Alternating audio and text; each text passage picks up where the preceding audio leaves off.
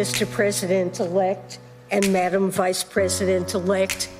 It's my great honor to have this opportunity to serve you and the American people, and to join this incredible economic team at this moment of great challenge for our country.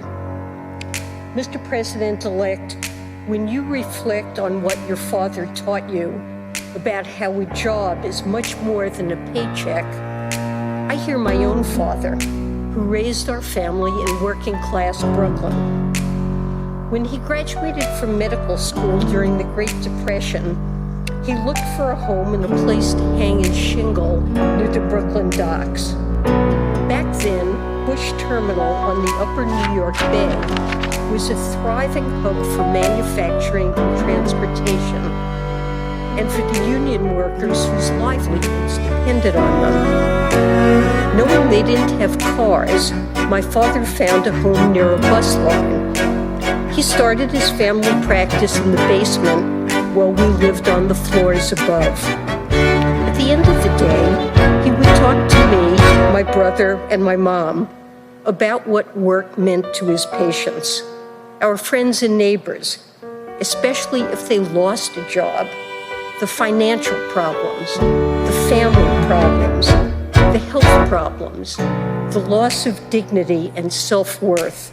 The value of work always stuck with me, so much so that I became an economist because I was concerned about the toll of unemployment on people, families, and communities. And I've spent my career trying to make sure people can work and achieve the dignity and self-worth that comes with it. Mr. President-elect, I know you've done the same. I saw that understanding during the last Great Recession and the Recovery Act that followed. And now we're facing a historic crisis again. The pandemic and economic fallout that together have caused so much damage for so many and have had a disproportionate impact on the most vulnerable among us. Lost lives, lost jobs, small businesses struggling to stay alive or closed for good. So many people struggling to put food on the table and pay bills and rent. It's an American tragedy, and it's essential that we move with urgency. Inaction will produce a self-reinforcing downturn, causing yet more devastation.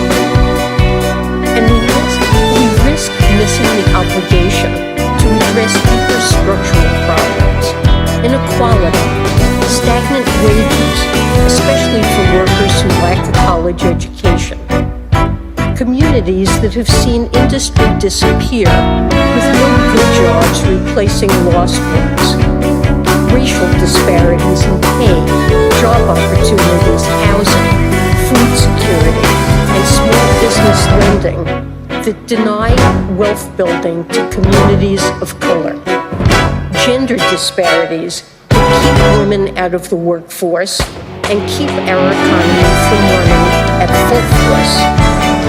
It's a convergence of tragedies that is not only economically unsustainable, but one that betrays our commitment to giving every American an equal chance to get ahead.